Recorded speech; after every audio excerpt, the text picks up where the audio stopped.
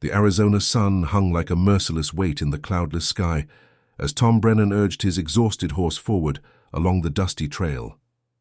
Heat waves shimmered across the desert landscape, distorting the horizon into a wavering mirage. Tom's canteen was nearly empty, his supplies were running low, and his prospects were even lower. At 38 years old, Tom had spent the last 15 years chasing the dream of striking it rich in the Arizona Territory. He had worked claims from Tucson to Prescott, had panned streams until his back ached and his hands bled, had dug into mountainsides with pick and shovel until exhaustion made him collapse. But fortune had consistently eluded him. Every promising vein had played out. Every hopeful claim had yielded nothing but worthless rock and disappointment. Now, as autumn approached in 1885, Tom found himself alone, nearly broke, and beginning to question whether his years of hardship had been worth the slim hope of finding gold. His last mining partner had given up 2 months ago and headed back east to Indiana, urging Tom to do the same. But Tom had nothing waiting for him back east. No family, no prospects, no reason to return to a life he had left behind so long ago that it barely felt real anymore. As his horse crested a low ridge, Tom saw something unexpected in the valley below.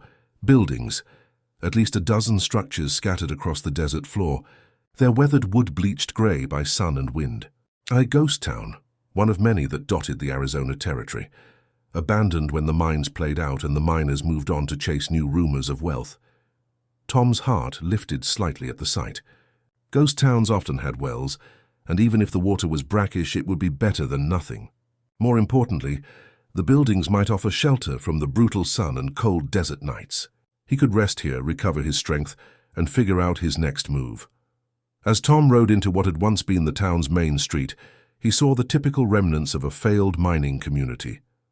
A saloon with its doors hanging askew, a general store with broken windows and a collapsed roof, a livery stable reduced to a skeletal frame of support beams. Everything spoke of abandonment, of hope that had withered and died along with the town itself. But one building caught Tom's attention. It was a small structure at the end of the street, more intact than most of the others. The roof appeared mostly sound, and while the door was missing and the windows were broken, the basic structure seemed solid. A faded sign above the entrance, barely legible after years of weathering, read Sheriff's Office. Tom dismounted and led his horse to what remained of a water trough. As he had hoped, there was a well nearby, its wooden covering rotted but the mechanism still functional. He drew up a bucket and found the water clear and cold. After letting his horse drink its fill, Tom drank deeply himself, the cool water like a blessing after the day's brutal heat. With his immediate thirst satisfied, Tom approached the old sheriff's office. The interior was dusty and filled with debris, tumbleweeds that had blown through the missing door, animal droppings, years of accumulated sand and grit. But the structure was fundamentally sound.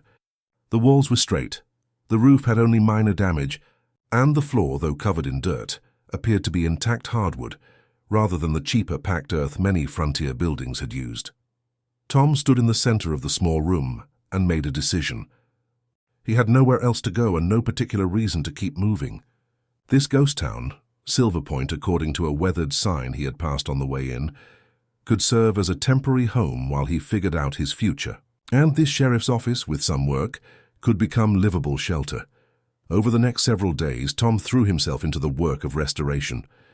He had always been good with his hands, skills learned during his years of mining and making do in remote camps. He cleared out the debris, swept away years of accumulated dirt, and assessed what repairs were needed. The roof required the most immediate attention. Tom salvaged wood from other collapsed buildings in town, carefully removing nails and boards that were still usable. He patched the holes in the roof, replaced missing shingles and sealed gaps that would have let rain pour through when the occasional desert storm arrived. The windows came next. Tom couldn't replace the glass, but he fashioned shutters from salvaged wood that could be closed at night to keep out the cold and opened during the day to let in light and air. He rehung the door which he found lying in the dirt behind the building, planing down the swollen wood until it fit properly in the frame again. As Tom worked, he began to feel something he had not experienced in years, a sense of purpose beyond the endless, frustrating search for gold. There was satisfaction in taking something broken and making it whole again, in restoring order from chaos. Each repair completed, each improvement made, gave him a small sense of accomplishment that prospecting had rarely provided. After a week of steady work, Tom turned his attention to the floor. It was covered in so much accumulated dirt and debris that he had not been able to properly assess its condition. As he swept and scrubbed, he noticed that several of the floorboards were rotted and would need to be replaced. One section near what had once been a desk showed particular damage, the wood soft and crumbling from water damage, probably from a leak in the roof that had long since been repaired or had sealed itself as the wood warped. Tom began prying up the damaged boards, intending to replace them with wood salvaged from another building. The first few boards came up easily, revealing the dirt foundation beneath. But as he pried up the fourth board, his crowbar struck something solid that rang with a metallic sound. Tom's heart began to beat faster. He set aside the crowbar and used his hands to clear away the dirt, feeling carefully in the dark space beneath the floor. His fingers touched metal, cold and smooth. Working carefully, Tom excavated around the object until he could see what he had found. It was a metal lockbox, about the size of a small trunk, with a heavy padlock securing its lid. Next to it, wrapped in oilcloth, was something else. Tom pulled the cloth-wrapped bundle from its hiding place and carefully unwrapped it. Inside was a sheriff's badge, tarnished but still recognizable, and beneath it a stack of papers and a leather-bound journal. Tom sat back on his heels, staring at his discovery. Someone had deliberately hidden these things beneath the floor of the sheriff's office, had taken the time to wrap them carefully and place them where they would be protected from the elements. This was not random treasure or forgotten belongings. This was something someone had wanted to keep secret. As the afternoon sun slanted through the repaired windows of the sheriff's office, casting long shadows across the floor, Tom picked up the journal and opened it to the first page. Written in careful, flowing handwriting were the words, "The personal record of Sheriff William Garrett, Silver Point, Arizona Territory. If you are reading this, then I'm likely dead and the truth I tried to protect has remained hidden for too long. May God grant wisdom to whoever finds these words." Tom's hands trembled slightly as he turned to the next page and began to read the story of a man who had died 23 years ago, and the secret he had literally taken to his grave. Tom spent the rest of that day and most of the night reading Sheriff William Garrett's journal by lamplight.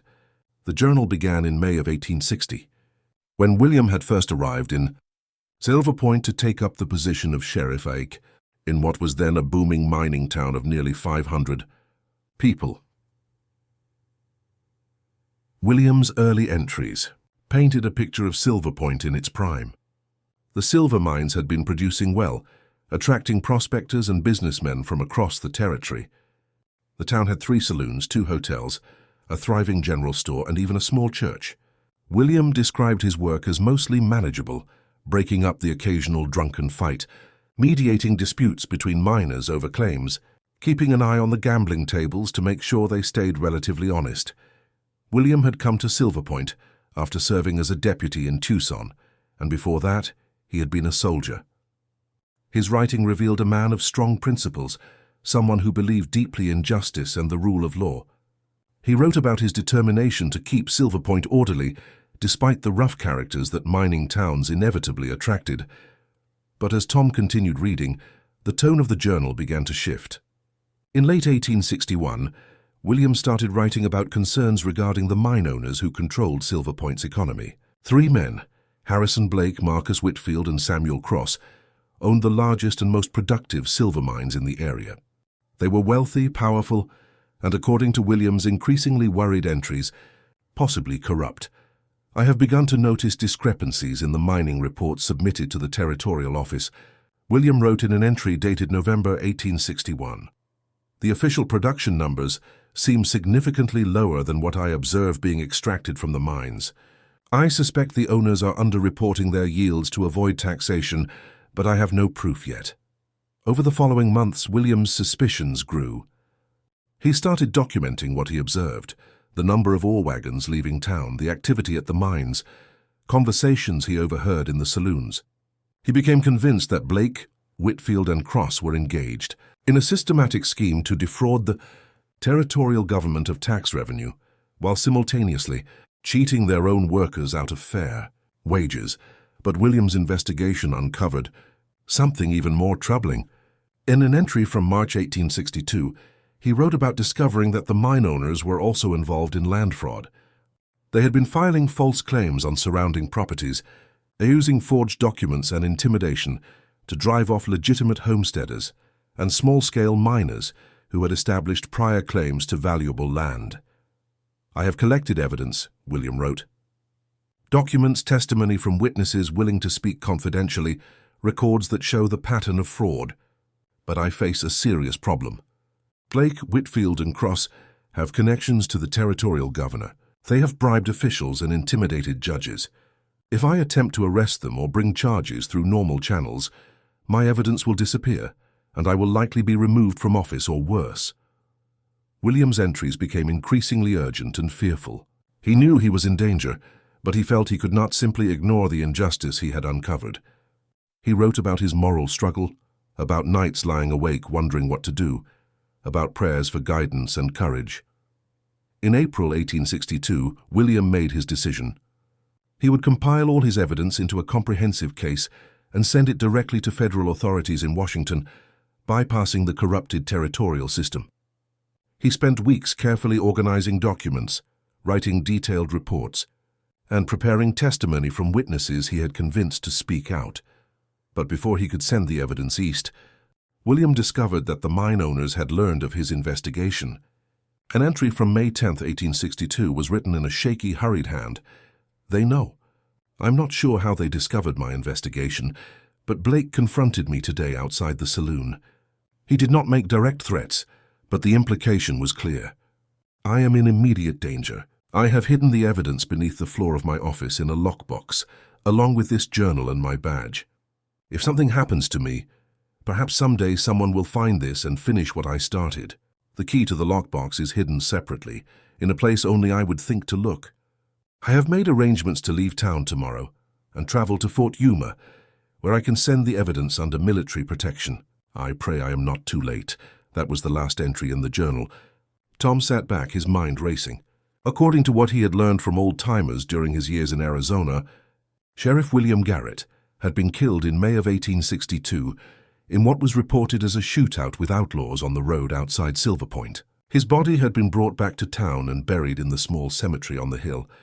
The official story was that he had died a hero, defending the town against criminals. But now Tom knew the truth. William had been murdered, almost certainly by men hired by Blake, Whitfield, and Cross. The outlaws had likely been assassins, and the story had been manufactured. To cover up the real reason for William's death, he had been killed to prevent him from exposing the mine owners' crimes.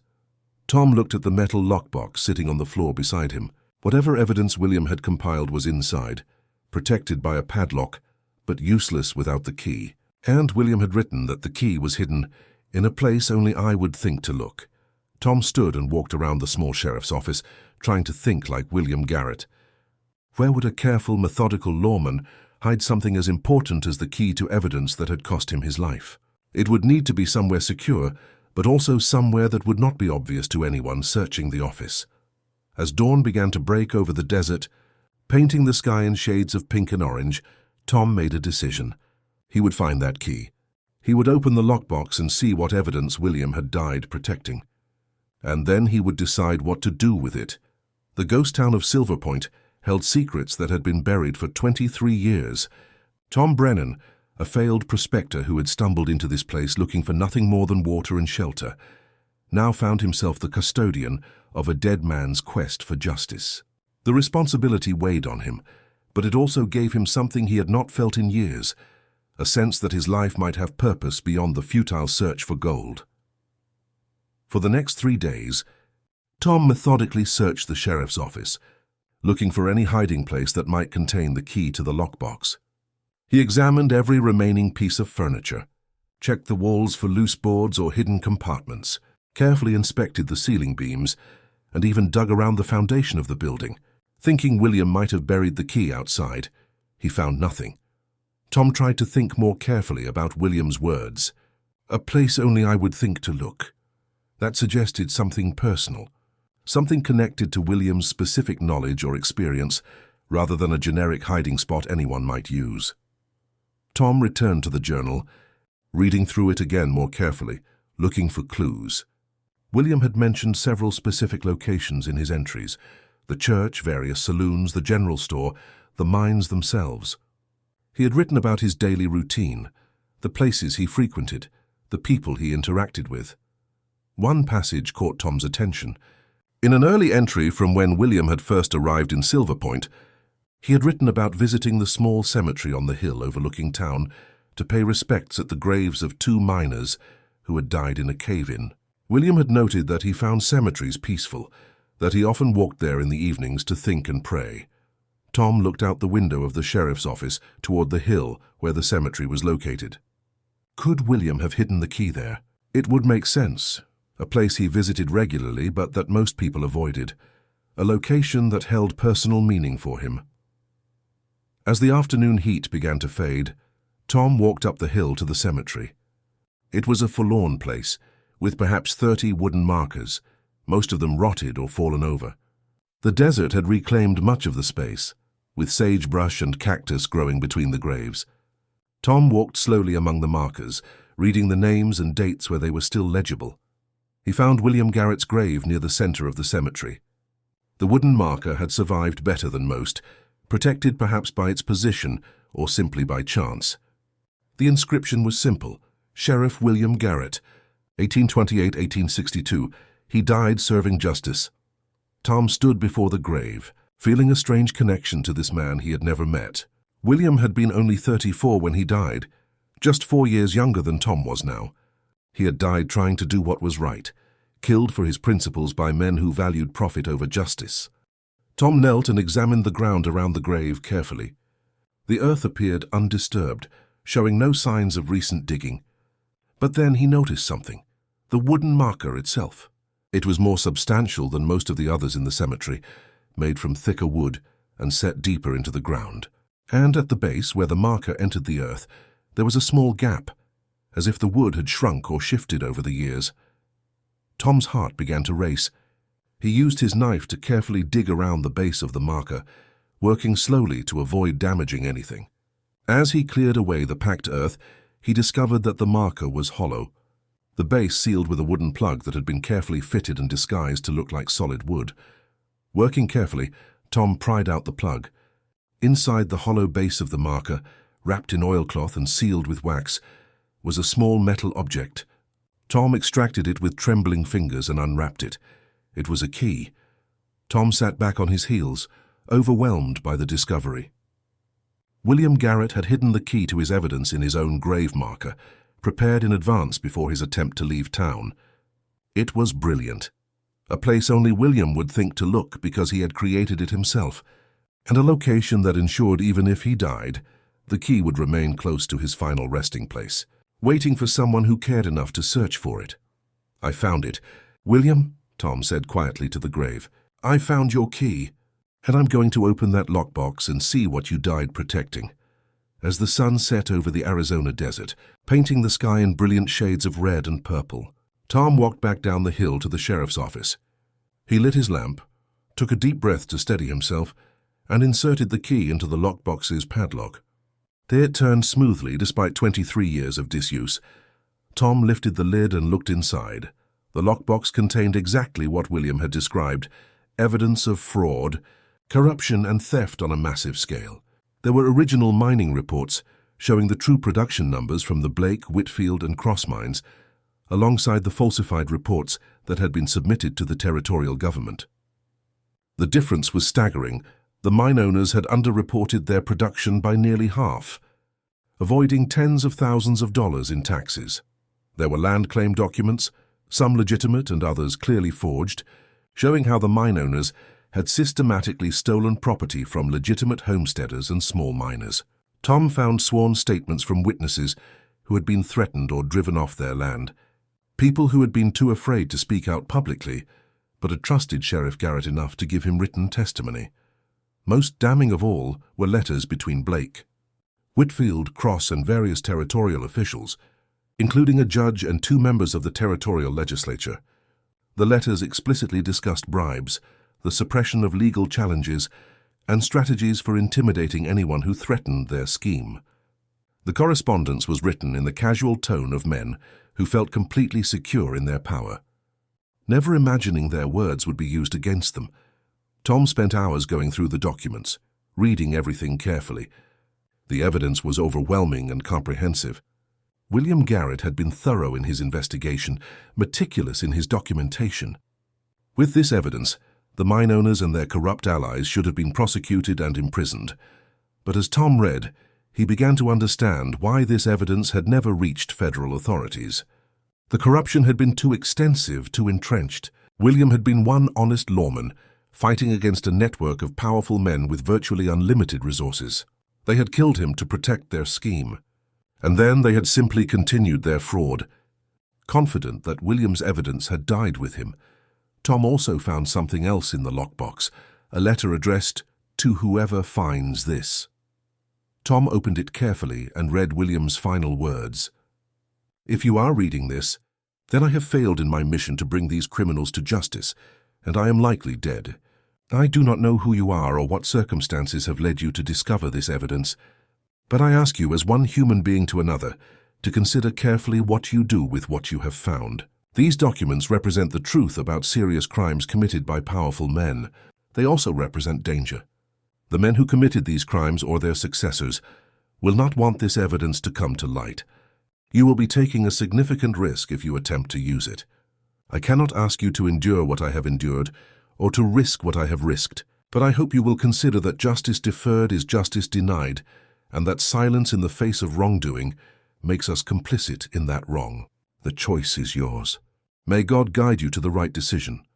Tom set the letter down and sat in silence, watching the lamp flame flicker and cast dancing shadows on the walls. William Garrett was asking him to finish what he had started, to take up the burden of seeking justice that had cost William his life. It was a heavy responsibility, one Tom had never sought and was not sure he was capable of fulfilling. He thought about his own life, the years of failure and disappointment, the sense that nothing he did mattered or made a difference. Here, unexpectedly, was a chance to do something meaningful, something that mattered. But it would be dangerous, just as it had been for William. The mine owners who had committed these crimes were likely dead after 23 years. But their families, their business partners, their allies might still have power and influence. Tom also faced a more practical question. Would anyone even care about crimes committed more than 2 decades ago? Would federal authorities be interested in prosecuting fraud that was ancient history?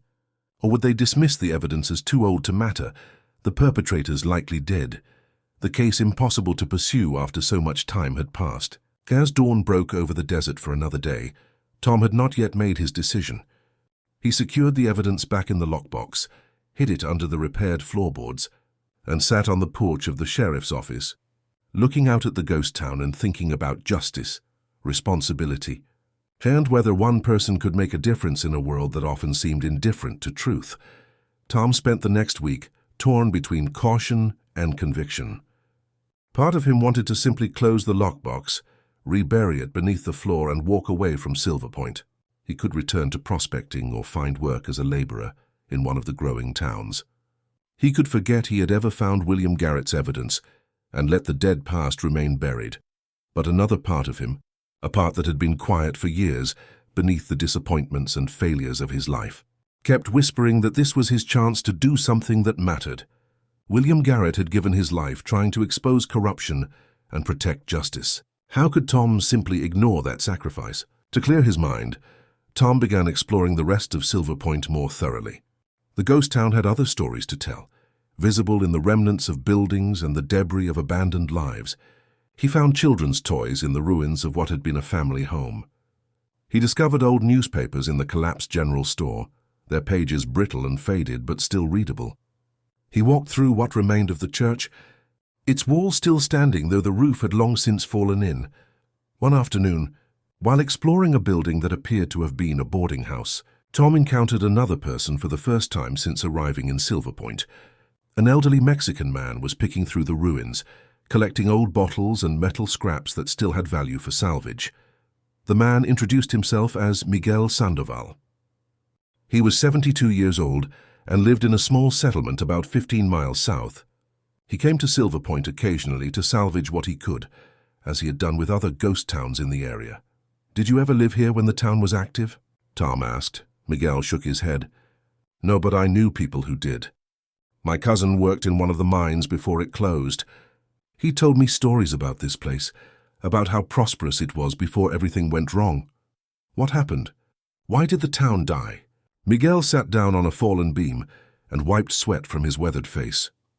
"The official story is that the silver played out, that the mines stopped producing and everyone left. But my cousin said it was not that simple. He said the mine owners suddenly closed everything down in 1862 or 1863, right after the sheriff was killed. They claimed the veins were exhausted, but my cousin swore there was still plenty of silver in those mines. He thought something else happened, something that made the owners abandon Silver Point rather than continue working claims that were still valuable." Tom felt his pulse quicken. "What else did your cousin say?" "He said there were rumors that the sheriff who died, I cannot remember his name, had discovered something about the mine owners, something that made them afraid. Some people thought the sheriff was murdered rather than killed by outlaws, like the official report claimed. But nobody could prove anything, and anyone who asked too many questions was encouraged to leave town or keep quiet." Miguel paused, studying Tom with intelligent, curious eyes. "Why do you ask? Are you just passing through? Or do you have some interest in this old town's history?" Tom made a quick decision. Miguel seemed like a trustworthy man, and Tom suddenly felt the need to talk to someone about what he had discovered. "I found something in the old sheriff's office. Evidence that suggests your cousin's rumors were true. The sheriff was named William Garrett, and he was investigating the mine owners for fraud. I believe he was murdered to stop him from exposing their crimes." Miguel's eyes widened. "You found evidence of this?" "After all these years?" Tom nodded. "Sheriff Garrett hid documents before he was killed. I found them hidden under the floorboards of his office. The evidence is detailed and damning. Proof of tax fraud, land theft, and corruption involving territorial officials. That is an amazing discovery," Miguel said.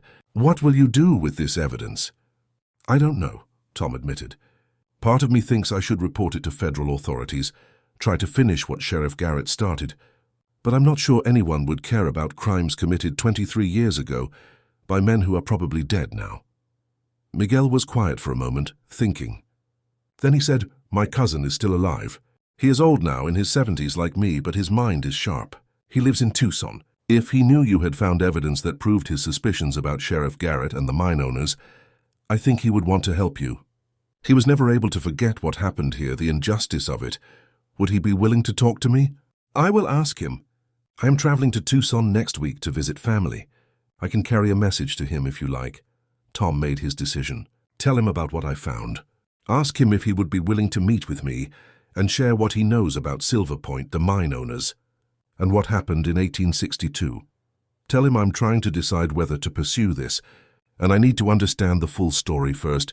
Miguel agreed, and they made arrangements to meet again in 2 weeks at Silver Point, when Miguel would return with his cousin's response.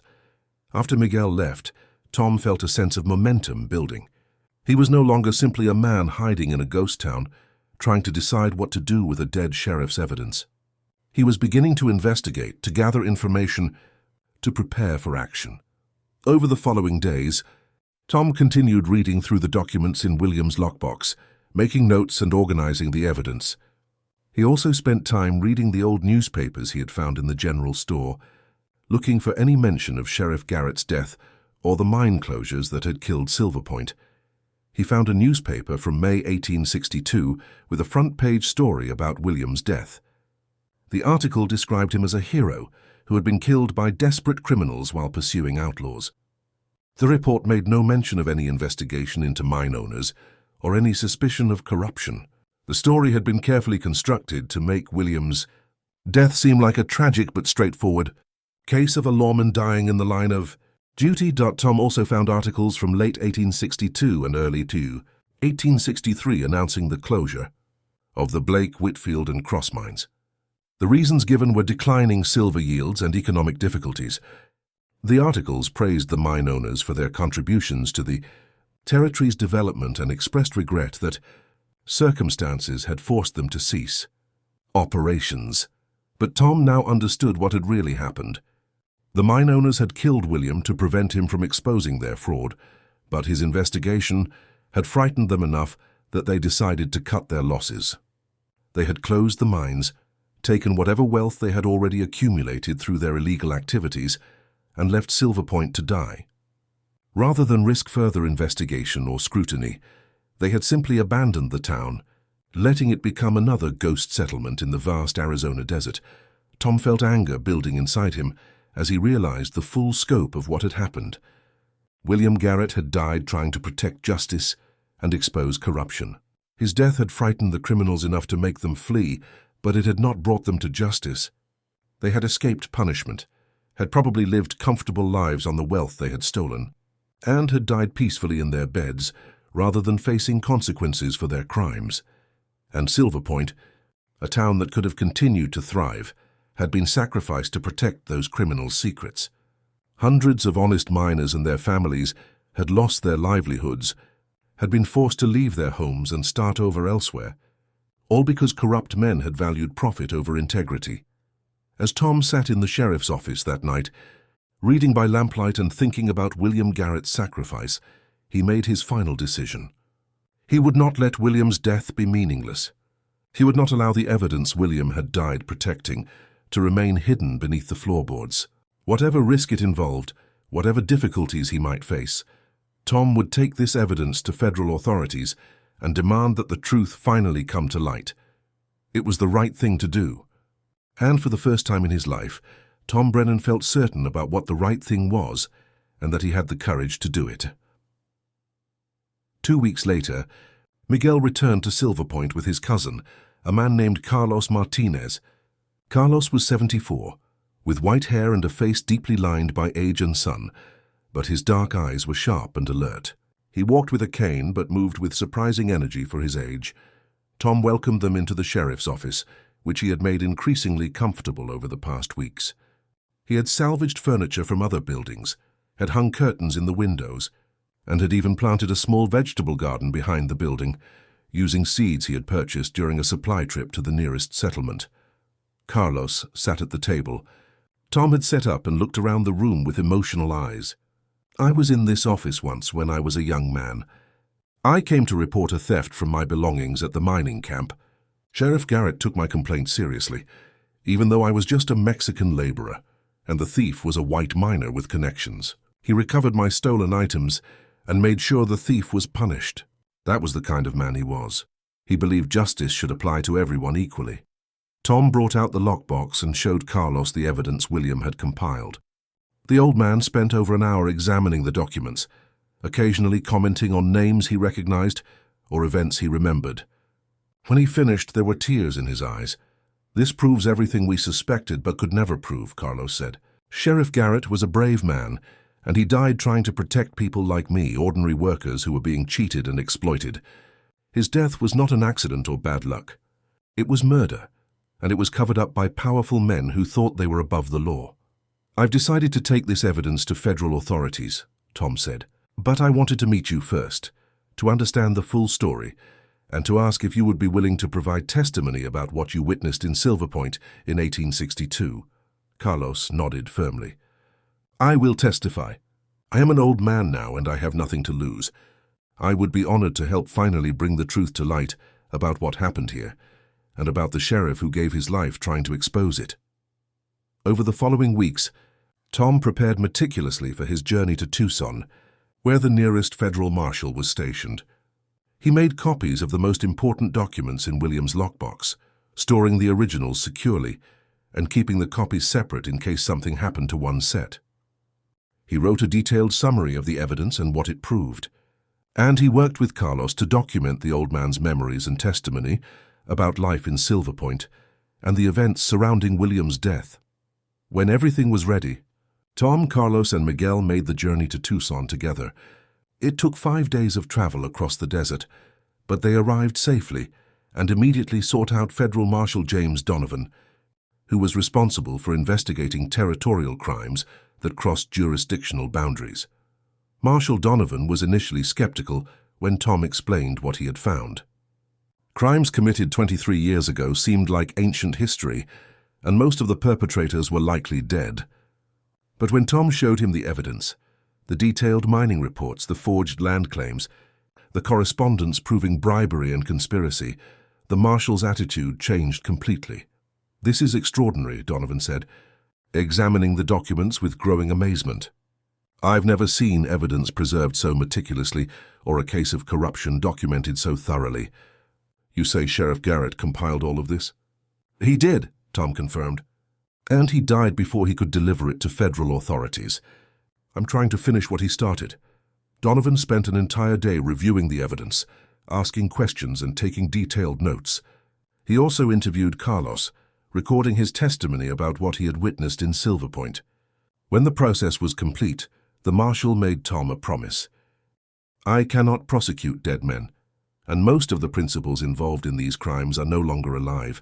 Harrison Blake died in 1872, Marcus Whitfield in 1875, and Samuel Cross in 1879. The corrupt officials they bribed are also mostly dead or out of power. But I can do several things that matter. First, I will write an official federal report documenting these crimes and Sheriff Garrett's investigation. That report will become part of the permanent record, ensuring that the truth is known even if justice cannot be fully served. Second, I will investigate whether any of the stolen land can be returned to the families of the legitimate claim holders or their descendants. Some of those properties may still be in dispute, and this evidence could help resolve those cases in favor of the rightful owners. Third, I will make sure Sheriff William Garrett's name is cleared of any suggestion that he died through carelessness or poor judgment. He died a hero and he should be remembered as one. Tom felt overwhelming relief and satisfaction. It was not perfect justice. The criminals had escaped punishment in life, but it was more than he had dared to hope for. William's truth would be told. His evidence would be validated. His sacrifice would be honored. Marshal Donovan continued, "There's something else. Mr. Brennan, the territorial government maintains a fund for compensating victims of documented crimes when recovery of stolen property is impossible. Based on this evidence, I believe Carlos and other former workers who were cheated out of wages and land may be eligible for compensation. It won't be a fortune, but it's something." Carlos, who had been listening quietly, spoke up. "I do not need money for myself, but there are others, families of men who worked in those mines and were cheated. If compensation is available, it should go to them first." Over the following months, Marshal Donovan's investigation expanded beyond what Tom had initially hoped. The marshal discovered that several parcels of land, fraudulently claimed by the mine owners, had passed through various hands and were now owned by people who had purchased them in good faith, not knowing their titles were based on forged documents. The legal proceedings to sort out these claims would take years, but at least the process had begun. The marshal also uncovered something unexpected. In his research into the deaths of Blake, Whitfield, and Cross, he found that Samuel Cross had left a detailed confession in his personal papers, written shortly before his death in 1879. Cross, dying of consumption and apparently tormented by guilt, had admitted to his role in the fraud scheme and in ordering the murder of Sheriff William Garrett. His confession corroborated everything in William's evidence and added details about how the murder had been arranged and carried out. Cross never made this confession public, Marshal Donovan explained to Tom. He left it among his private papers with instructions that it be sealed for 20 years after his death. It won't be officially opened until 1899, but as part of my federal investigation, I have the authority to examine it now. His confession means we have ironclad proof that Sheriff Garrett was murdered, not killed in a random shootout with outlaws. As autumn turned to winter, Tom remained in Tucson, working with Marshal Donovan and occasionally testifying before territorial and federal officials about his discovery of the evidence. The story began to attract attention from newspapers, first in Arizona Territory, and then in papers as far away as San Francisco and Denver. Reporters were fascinated by the tale of a ghost town, a murdered sheriff, and evidence that had remained hidden for more than 2 decades. One reporter, a young woman named Catherine Wells from the Phoenix Gazette, was particularly interested in the story. She interviewed Tom extensively and also traveled to Silver Point to see the ghost town and the sheriff's office where the evidence had been found. Her articles were detailed and sympathetic, portraying William Garrett as a hero, and Tom as a man of integrity who had chosen to do the right thing despite having no obligation to do. So Catherine's final article in her series included something Tom had not expected. She had researched William Garrett's background and discovered that he had a younger sister, Margaret, who was still alive and living in Santa Fe, New Mexico. Margaret was now 68 years old, a widow with grown children. She had never known the truth about her brother's death, had always believed the official story that he died heroically but randomly in a shootout. When Catherine showed Tom the article mentioning Margaret, he immediately asked for her address. With Marshal Donovan's permission, Tom wrote to Margaret, explaining what he had found and enclosing copies of some of William's journal entries that showed his character and his commitment to justice. 3 weeks later, Tom received a reply. Margaret's letter was emotional and grateful. She wrote that she had always suspected there was more to her brother's death than the official story, but had never had any way to investigate. Learning that William had died protecting evidence of corruption, that he had been murdered for his principles, was painful, but also gave his death meaning she had not known it possessed. Margaret asked if she could visit Silver Point to see where her brother had worked and where the evidence had been hidden. Tom immediately agreed and made arrangements to meet her there. In early spring of 1886, nearly a year after Tom had first discovered the evidence, Margaret Garrett came to Silver Point, accompanied by her 2 adult sons. Tom met them at the sheriff's office and showed them everything: the place where the lockbox had been hidden, William's journal, the grave marker where the key had been concealed. Margaret stood in the center of the sheriff's office, tears streaming down her face, and touched the walls, as if trying to feel some connection to her brother across the decades that separated them. "He was always the brave one in our family," she said softly. "Always the one who stood up for what was right, no matter the cost. I'm so grateful you found his evidence. Mr. Brennan, you've given my brother back his good name and shown the world what kind of man he truly was." Before Margaret left Silver Point, she asked Tom what he planned to do next. "Will you stay here or will you move on?" Tom looked around at the sheriff's office he had restored, at the small garden he had planted, at the ghost town that had somehow become his home. "I think I'll stay," he said, "at least for a while. Silver Point may be a ghost town, but it's not dead. Not entirely. And someone should be here to maintain Sheriff Garrett's grave and to tell his story to anyone who passes through." Margaret smiled through her tears. "He would have liked that. He would have liked you, Mr. Brennan. You're like him, a man who does what's right even when it's difficult." As Margaret and her sons departed, Tom stood on the porch of the sheriff's office and watched them disappear down the desert road. The sun was setting, painting the Arizona sky in brilliant shades of orange and purple. The ghost town around him was silent, except for the evening wind moving through the abandoned buildings. Tom thought about the journey that had led him here, about his years of failed prospecting and the despair that had accompanied those failures. He had come to Silver Point seeking nothing more than water and shelter, a place to rest and figure out his next move. Instead, he had found purpose, had discovered that his life could matter in ways he had never imagined. The gold he had spent 15 years searching for had always eluded him. But he had found something more valuable in the end, a chance to honor a good man's memory, to help bring truth to light, to do something meaningful with his life. Tom walked to the cemetery on the hill as the stars began to appear in the darkening sky. He stood before William Garrett's grave, which he now tended regularly, keeping it clear of weeds and maintaining the marker that had hidden such an important secret. "I did it. William," Tom said quietly to the grave. "Your evidence has been presented to federal authorities. Your story has been told. People know now what you tried to do and why you died. It took 23 years, but the truth finally came out." The wind whispered through the sagebrush, carrying with it the cool promise of evening. Tom stood there a while longer, feeling at peace in a way he had not felt in years. Then he walked back down the hill to the sheriff's office, to the home he had made in a ghost town, to a life that had unexpectedly become meaningful. Behind him, William Garrett's grave marker stood straight and proud against the darkening sky, a monument, not just to one man but to the enduring power of truth, and the possibility that even the most deeply buried secrets can eventually be brought to light by someone brave enough to look for them. The ghost town of Silver Point had given up its secrets, and in doing so, had given Tom Brennan something far more valuable than gold: a sense of purpose, a story worth telling, and the knowledge that even a failed prospector could make a difference in the world if he was willing to do what was right. As the first stars appeared and the desert night settled in around him, Tom lit the lamp in the sheriff's office and sat down to write in his own journal, documenting the day's events and his thoughts about the journey that had brought him to this moment. He was no longer just a drifter passing through.